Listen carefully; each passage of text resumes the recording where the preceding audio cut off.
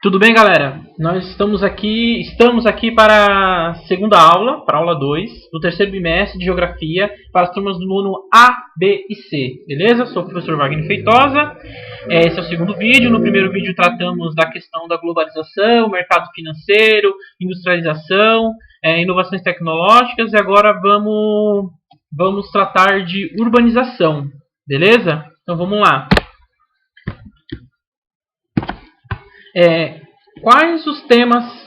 O que vamos abordar agora? O processo de urbanização e o crescimento da população urbana, cidades e hábitos de consumo mundializados, as transformações da produção agropecuária e urbanização, urbanização e capital financeiro, as cidades globais, a grande metrópole brasileira, a grande São Paulo, os nordestinos, os negros, os índios e os latino-americanos, a construção da periferia. As habilidades: relacionar as mudanças técnicas e científicas decorrentes do processo de industrialização com as transformações do trabalho e analisar e discutir as potencialidades e fragilidades desse processo em diferentes regiões do mundo, em especial no Brasil. Relacionar o processo de urbanização às transformações da produção agropecuária, à expansão do desemprego estrutural e ao papel crescente do capital financeiro em diferentes países, com destaque para o Brasil. Processo de urbanização. Urbanização é o processo no qual a população urbana cresce a taxas mais elevadas que a população rural. Então, é quando um país, esse é um fenômeno demográfico que se caracteriza pela tendência de concentração da população morando em cidades ao invés de áreas rurais. Pode ser um país ou numa determinada região desse país, como um estado, como um município, né? A urbanização ela se intensifica a partir do século XVI, século XIX, com a Revolução Industrial, principalmente na Europa, no Japão e nos Estados Unidos.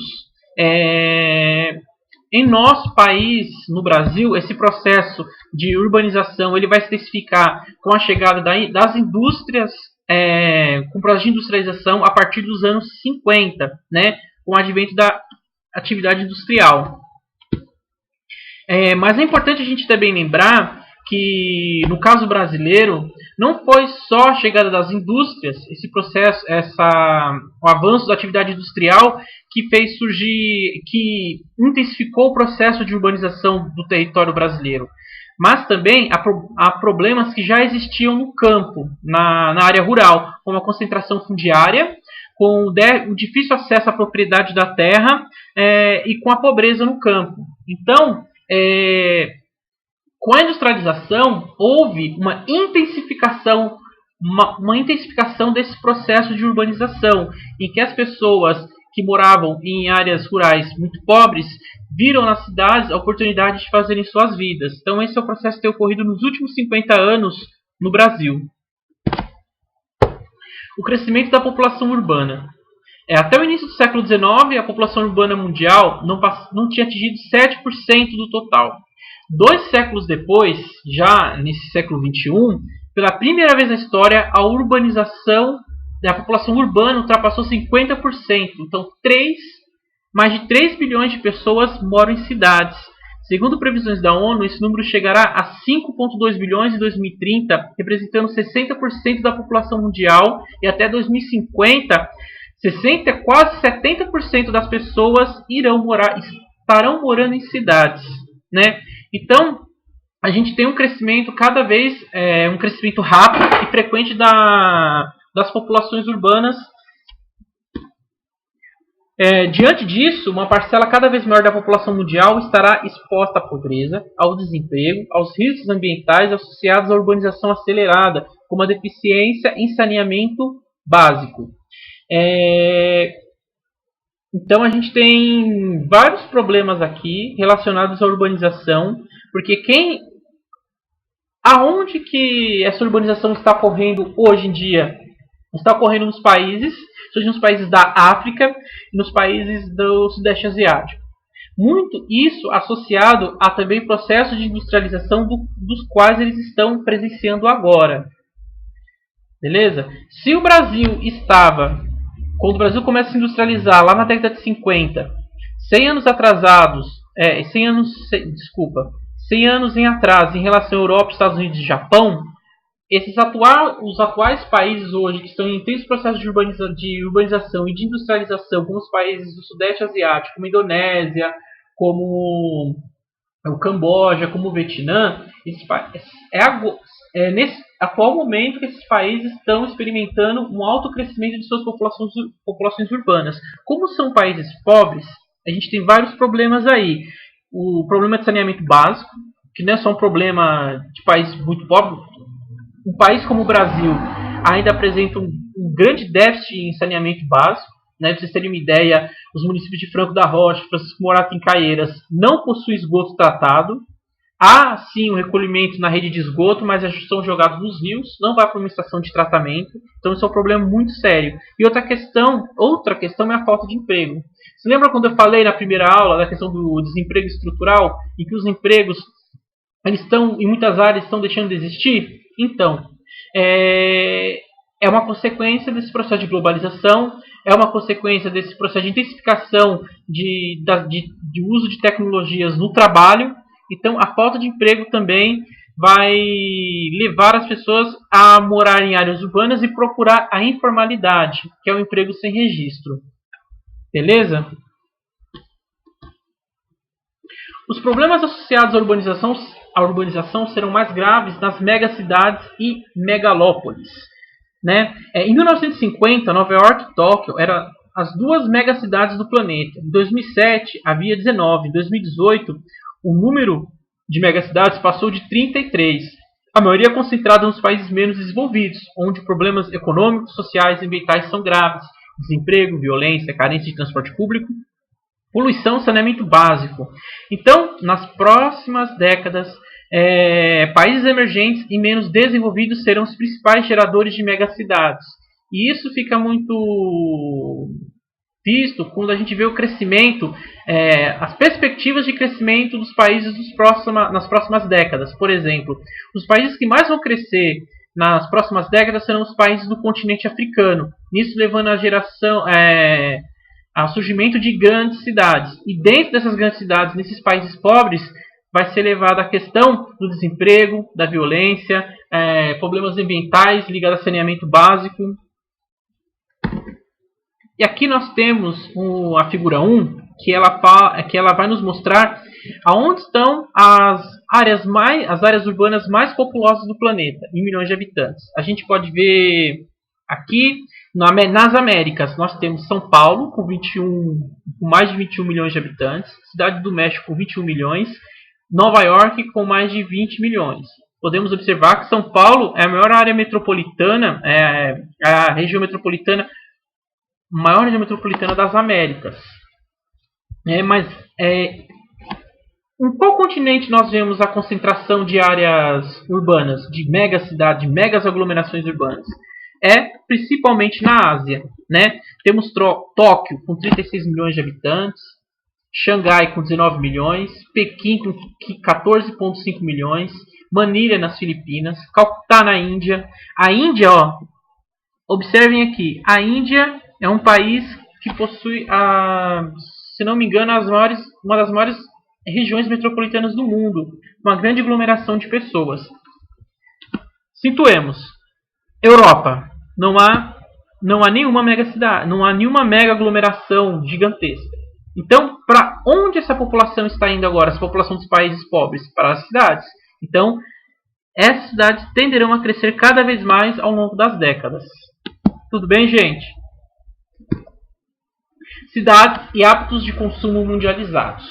Em 2018, estimava que havia 525 cidades no mundo com mais de 1 milhão de habitantes. Em 1950, elas eram apenas 86.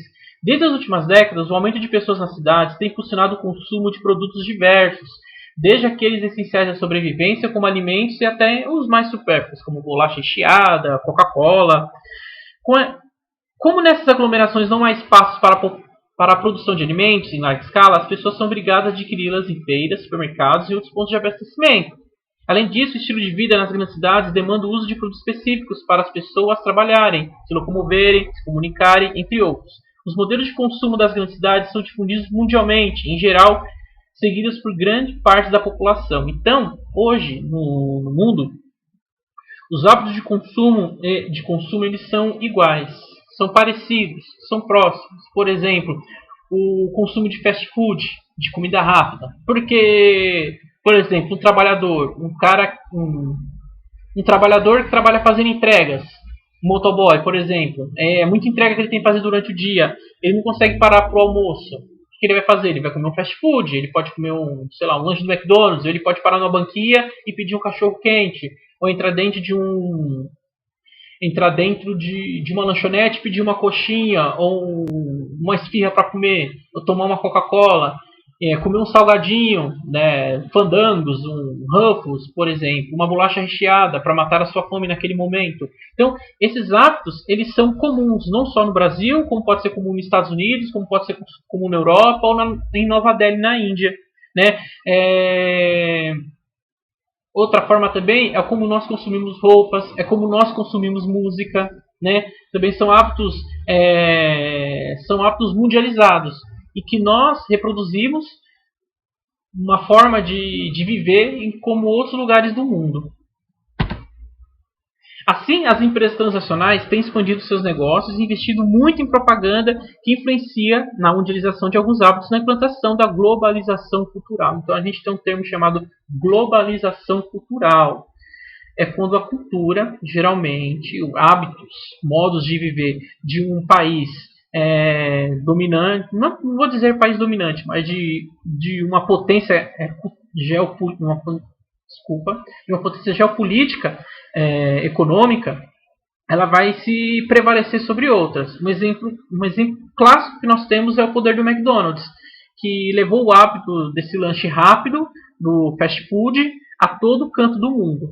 Na imagem que vocês podem ver nesse slide, estou mostrando aqui que foi a chegada de um quiosque do McDonald's no bairro da cidade de Tiradentes, um bairro periférico do extremo leste de São Paulo, e que foi como podemos dizer, foi um feito histórico, né? A rede de McDonald's chega num bairro periférico da cidade de São Paulo. Isso foi quando o surgimento, isso levou notícia.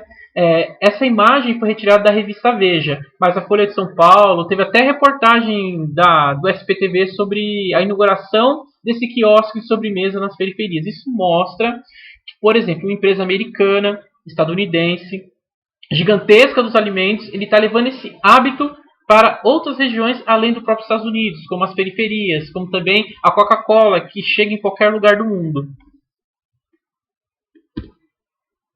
Transformações da produção agropecuária e urbanização. A atividade agropecuária ela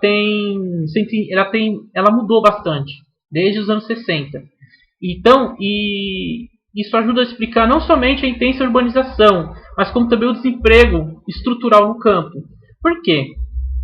Com a mecanização do campo, com a atividade agropecuária cada vez mais associada ao capitalismo, a práticas mais modernas de capitalismo, cada vez mais busca-se uma maior produtividade no campo. Então, a gente tem a intensificação do uso de máquinas agrícolas, grandes colheitadeiras, máquinas para arar a terra, para preparar a terra para o plantio, fertilizantes defensivos agrícolas ou agrotóxicos e rações, além do melhoramento genético de plantas e animais. Quando eu falo melhoramento genético de plantas e animais, eu estou falando de alimento transgênico. Já pegou uma embalagem de bolacha recheada ou de salgadinho que tem um triângulo e um T? Aquilo representa que esse alimento foi produzido por um material, uma semente geneticamente modificada. Por que o agricultor, ou o pesquisador, o cientista modificou essa semente? Principalmente para deixar essa semente ou essa planta mais preparada para ataque de agentes externos que venham a agredi-la.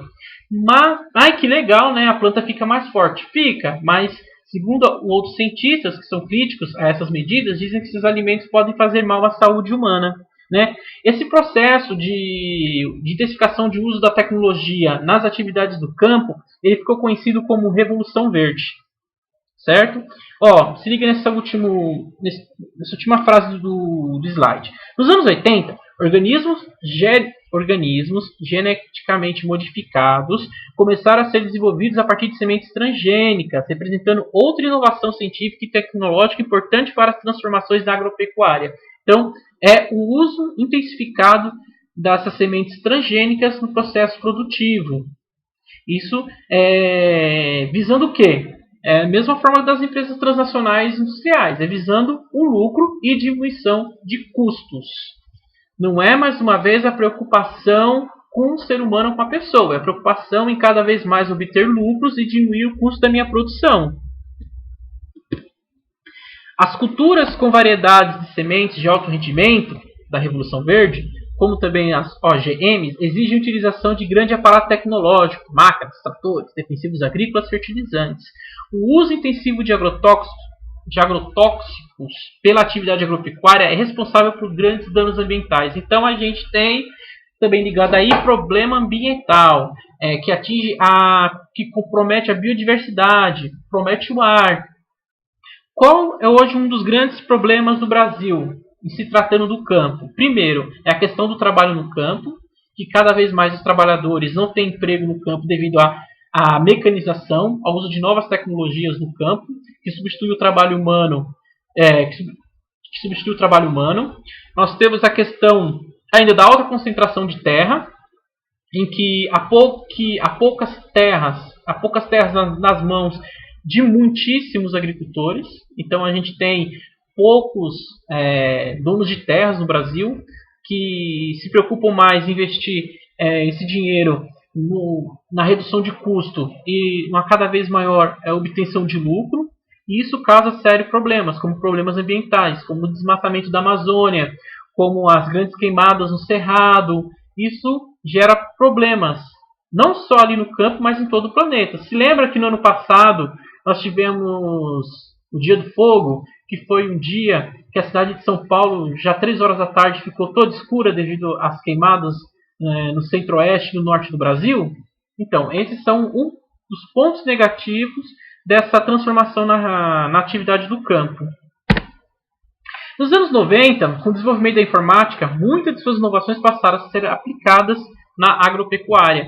Então, hoje em dia, o campo, as atividades do campo ligadas ao capitalismo, ligadas ao mercado internacional, elas estão muito interligadas a novas tecnologias, ao uso de softwares para gerenciar as atividades, drones para detectar doenças e pragas nas plantações e pastagens, as falhas de plantio, excesso de irrigação, contagem do número de cabeças de gado, localização de nascentes de água, e além de máquinas agrícolas computadorizadas, máquinas que trabalham sozinhas no campo, que podem trabalhar à noite.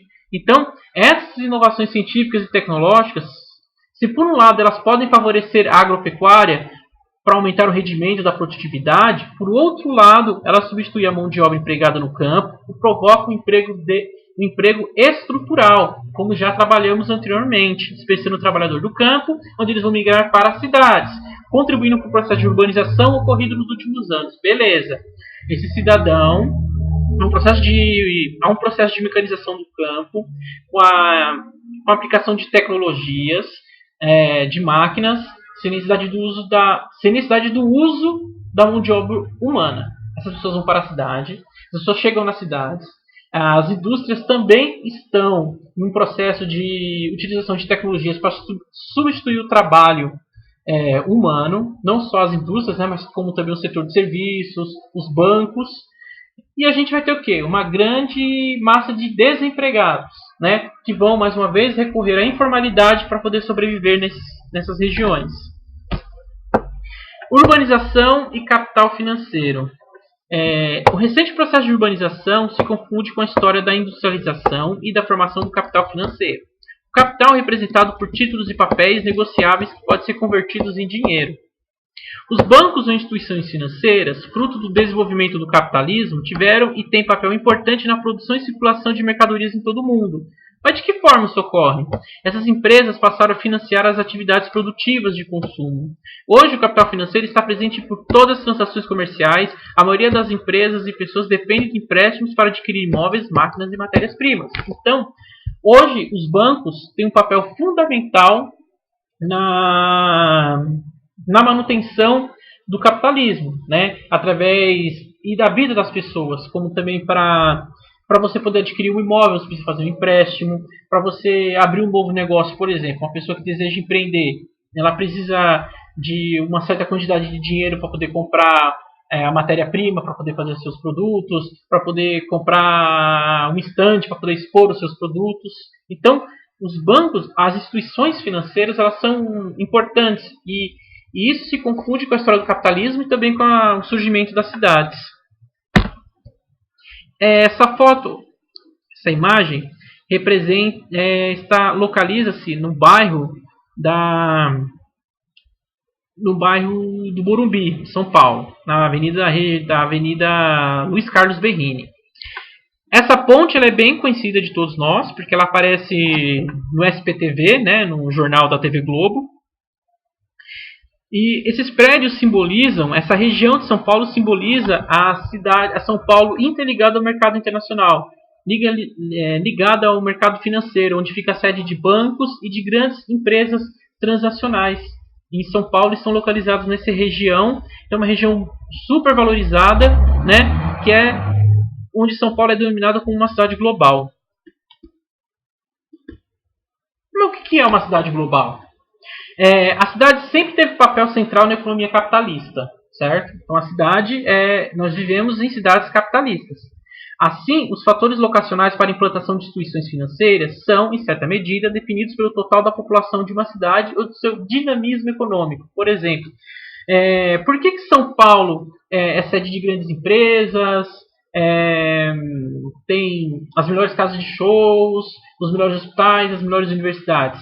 Porque ela tem um dinamismo econômico, ela tem uma grande população, um grande contingente humano que faz dessa cidade um polo atrativo. Então vai ser um polo atrativo de investimentos. Por exemplo, venham morar em São Paulo, onde tem as melhores coisas, onde tem as melhores condições de vida. Como que uma pessoa sairia por exemplo, do Nordeste brasileiro nos anos 70, 50 anos atrás, para fazer sua vida em São Paulo? O que atrairia ela? É só dizer que São Paulo é legal, que São Paulo é bom, que São Paulo de vez em quando faz um friozinho gostoso? Não. Vem dizer, lá a possibilidade de você fazer sua vida, lá você vai poder dar uma educação melhor para os seus filhos. Então, nisso as cidades atraem tanto uma população que quer fazer uma vida melhor, como as empresas que tendem também a procurar cada vez um melhor local uma melhor região para se localizarem. Daí explica a concentração espacial de atividades financeiras nas grandes cidades, como Nova York, Londres, Paris, São Paulo, entre outras no mundo, que permitiu a formação de chamadas cidades globais. Atualmente, a importância econômica de uma cidade é definida pela disponibilidade de equipamentos do setor terciário da economia, como empresas de intermediação financeira, bolsa de valores, empresas de propaganda, consultoria, seguros e centros de pesquisa.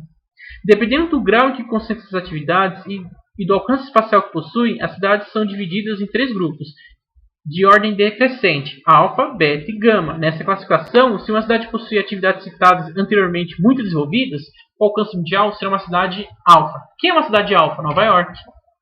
Nova York e Londres são cidades em que os maiores bancos do mundo têm sedes nessas cidades, onde estão os melhores hospitais, os melhores centros de pesquisa. Vocês podem ver na pesquisa do coronavírus, para achar uma vacina para a Covid, está sendo pesquisado nos Estados Unidos, né, Instituto de Pesquisas nos Estados Unidos, Institutos de Pesquisas em Londres. Então, essas empresas procuram essas cidades porque a partir dali elas ganham destaque a nível mundial. Então, na figura 4, nós temos a localização das cidades globais do mundo. Diferentemente, gente, das megacidades, né? Primeiro, quando a gente pensa em megacidade, a gente pega numa cidade super grande, gigantesca, né? Pois bem, quando eu falo de uma megacidade, não me refiro que essa cidade será geralmente uma cidade rica, uma cidade poderosa, que influencia todo mundo. É muito diferente.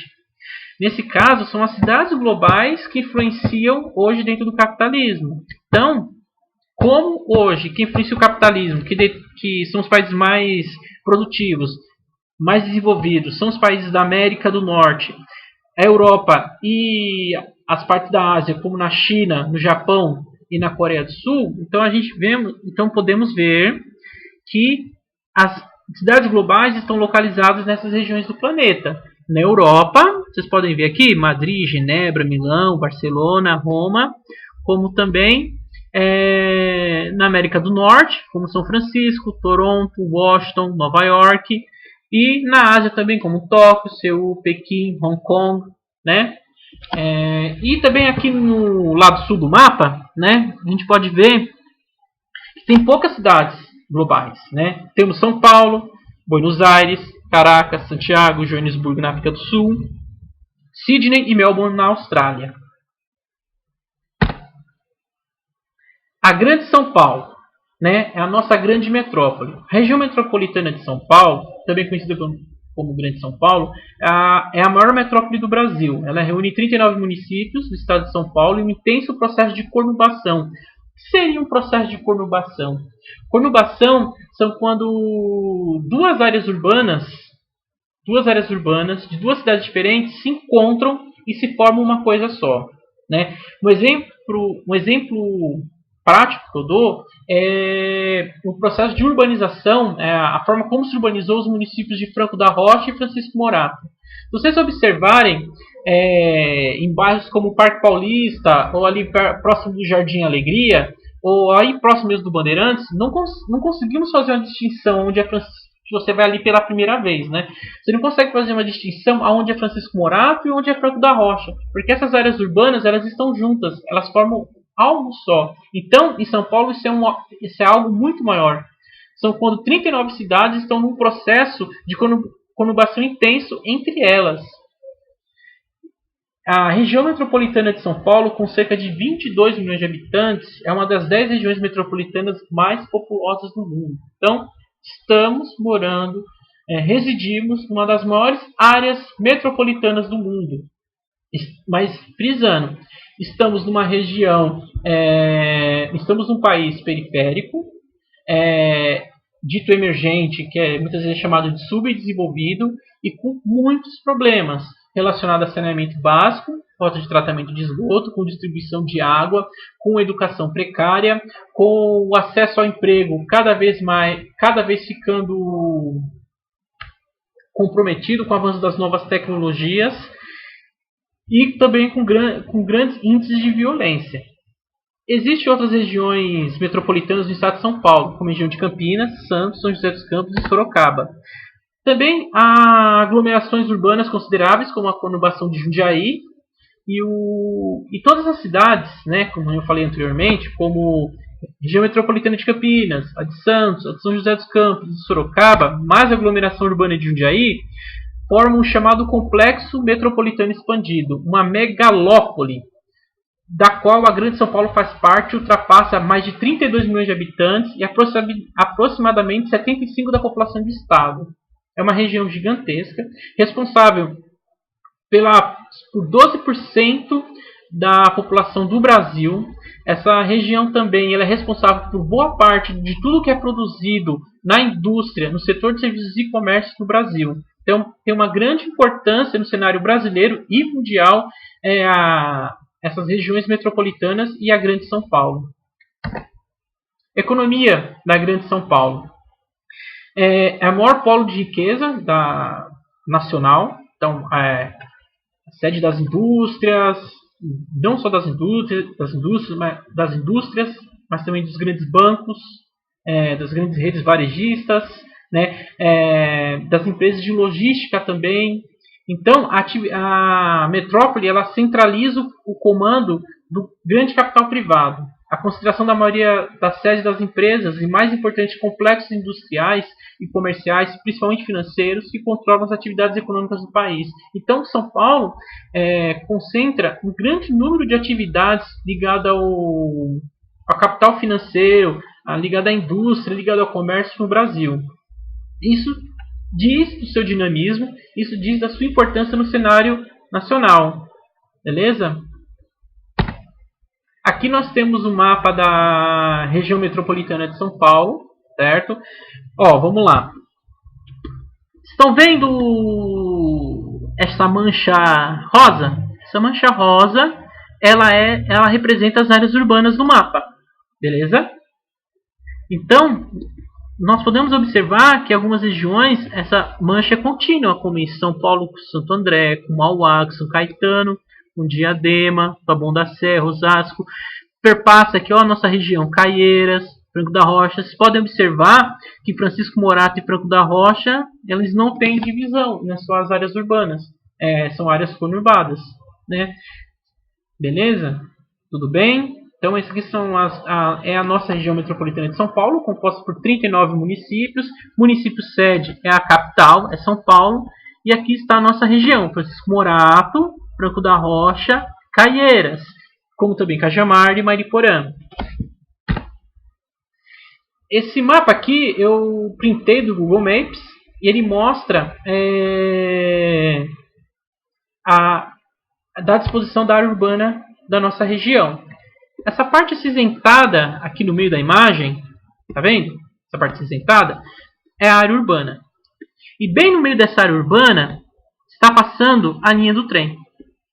Se vocês observarem, a linha do trem passa bem no meio dessas cidades. E essas cidades cresceram, né? Francisco Morato, Franco da Rocha, Caieiras, elas se desenvolveram a partir da ferrovia.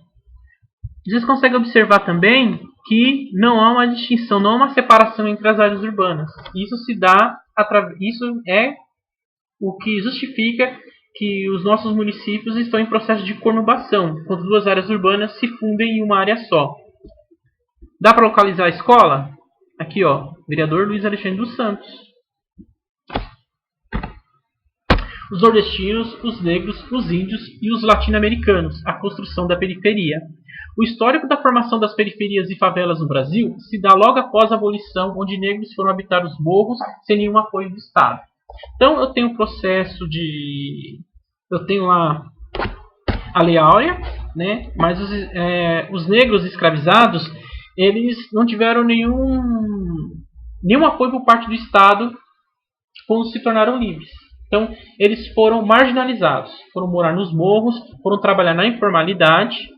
Então, isso forma um dos primeiros grupos como eu posso dizer, na formação de povos periféricos, que vão morar em regiões afastadas dos grandes centros urbanos. Recentemente foram as migrações internas, principalmente dos nordestinos, né, que vieram a partir da década de 50 e 60 para São Paulo para fazerem suas vidas, para procurar um melhor lugar, para criar suas famílias, para ter uma vida bem melhor. E recentemente, devido a crises econômicas e também crises ambientais, como os terremotos, como o terremoto que teve no Haiti, como as crises econômicas na Bolívia, como a dificuldade de vida no Peru, como também as crises econômicas e políticas em Angola, fez muitos desses cidadãos de outros países procurarem uma vida melhor aqui no Brasil. Então, eles também habitam nas nossas precárias periferias. Então, quando as cidades crescem sem planejamento, tornam-se despreparadas para receber e acomodar em condições adequadas uma população em constante crescimento. Mas a gente tem que tomar cuidado, porque não é que uma cidade cresce sem planejamento. Houve uma escolha dos governos, né, do governo brasileiro, das prefeituras, do Estado, de não optaram em organizar as cidades. Eles não optaram. Eles deixaram que as próprias pessoas se virassem. Por isso que nós temos a autoconstrução na periferia, que é quando o trabalhador ele mesmo constrói a casa, sem ter nenhum conhecimento de construção. Ele mesmo vai fazer a sua casa, ele mesmo vai construir, ele mesmo vai levantar. Ele vai levar 10, 15, 20 anos para fazer a casa que ele sonha ter. Então, é muito perigoso quando a gente fala que não teve um planejamento. Não é que não houve um planejamento. É que o governo não escolheu organizar as cidades. Eles deixou que as cidades se organizassem por si só.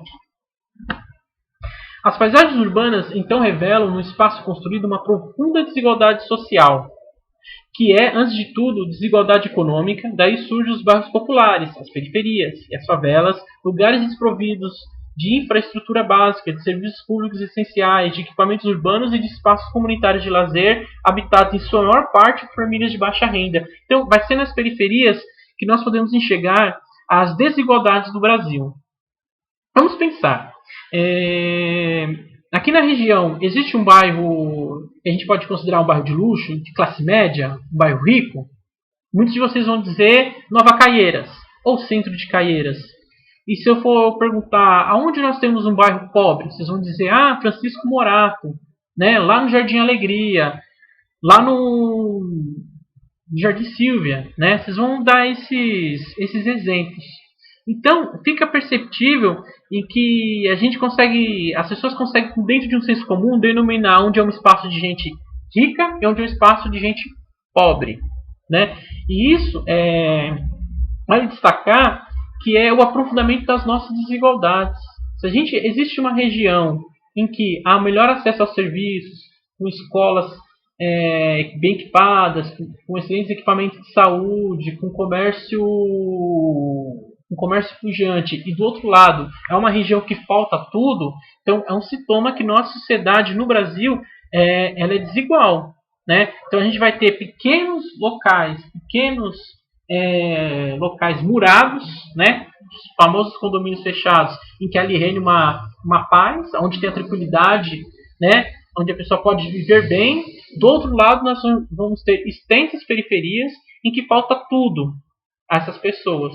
Então, são os grandes problemas, um dos grandes problemas que temos no Brasil em relação às nossas cidades.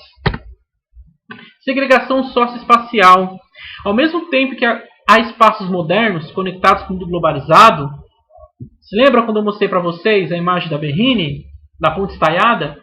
Ali é um exemplo de um espaço na região metropolitana de São Paulo, de um espaço moderno, conectado com o mundo, conectado com o capital financeiro. Mas temos nesse mesmo espaço urbano regiões que reproduzem miséria e exclusão. Isso é reflexo da desigualdade social no Brasil. Ali naquela região, gente, onde fica lá a sede da TV Globo, onde fica aquela Ponte Estaiada, onde fica aqueles prédios espelhados, do outro lado do Rio Pinheiros existe um conjunto de favelas. Ali é próximo da favela do Paraisópolis, onde tem aquele baile famoso, se eu não me engano, que é da 17, né? Não sei ao certo.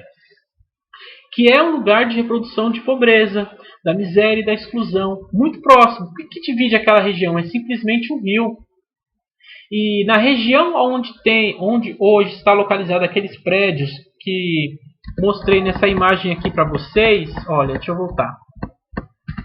Nessa região onde estão esses prédios, aqui da Avenida Luiz Carlos Berrini, há uns 20, 30 anos atrás, tinham bastante favelas nessa região. Essas famílias foram retiradas dessa região para serem erguidas essas torres, né? Então, a população pobre ela é excluída, ela é retirada para a expansão do capital. Então, vamos lá. As segregações dos espaços urbanos têm a função de valorar terrenos em áreas ricas, servindo à especulação imobiliária, assim expulsando as populações empobrecidas para regiões cada vez mais distantes e precárias. Então, quando uma região se desenvolve, ela começa a ter uma especulação no valor da terra, certo? Então, viver naquela região começa a ficar muito caro. Então, o que aquelas pessoas pobres que moram ali vão fazer? Vendo que elas não conseguem sustentar naquela região, elas vão procurar espaços, regiões cada vez mais distantes e precárias para viver. Beleza? Espaço rico, espaço pobre, espaços segregados. Na mesma área geográfica, há desigual atenção do poder público, onde há diferenças gritantes na disponibilização de infraestrutura, serviços básicos e de equipamentos de uso coletivo. A periferia é a região afastada do centro e das áreas urbanas mais ricas, reúne os subúrbios e as favelas, constituindo a maior parte da cidade. São as zonas, de modo geral, desordenadas e espacialmente desvalorizadas, carentes de infraestrutura em decorrência do abandono dos sucessivos governantes e do desinteresse do setor privado em investir nelas. Mais uma vez, temos aí a definição do centro e periferia, certo?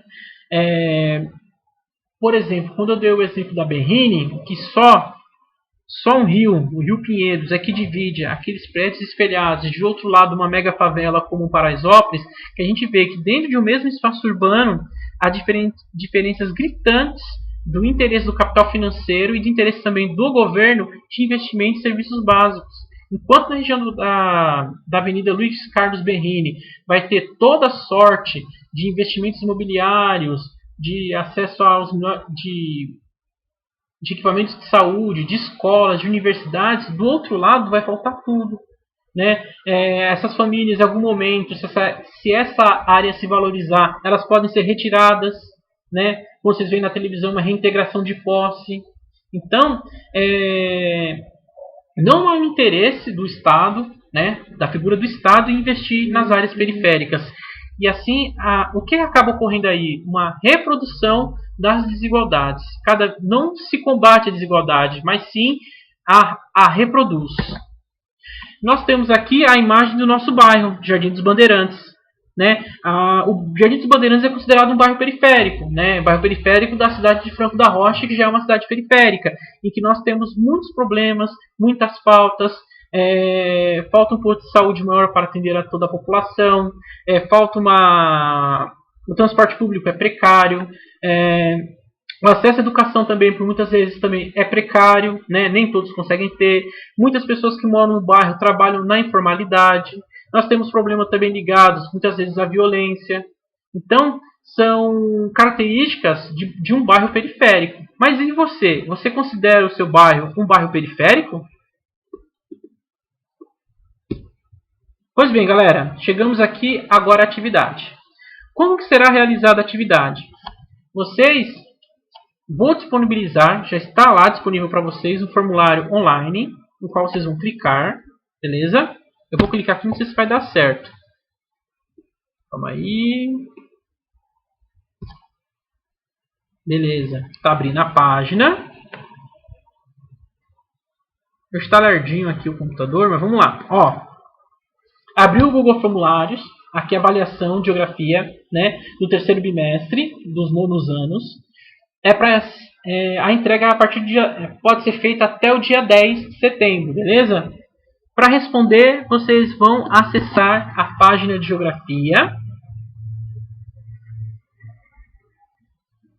Olha lá, página do nono ano de geografia, beleza? Os textos já estão lá, beleza? Então, vocês deverão ler os textos para responder o questionário. No final do questionário vai ter lá enviar. Enviou, vai chegar para o professor e eu vou fazer a correção. Para quem preferir, eu posso também estar disponibilizando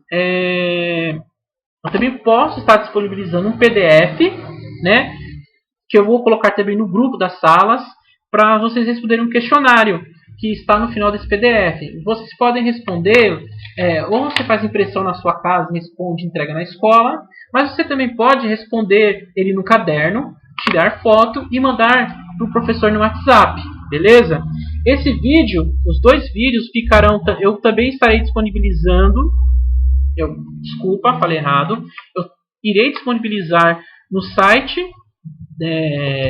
da escola, como também nos grupos de WhatsApp das turmas dos nonos anos. Como também vou disponibilizar no YouTube. Beleza, galera? Quem for entregar atividade na escola, né, tome cuidado. Né, respeite o horário, que é das 10 às 16 horas. Como também siga as recomendações de proteção, com máscara, luva e distanciamento físico.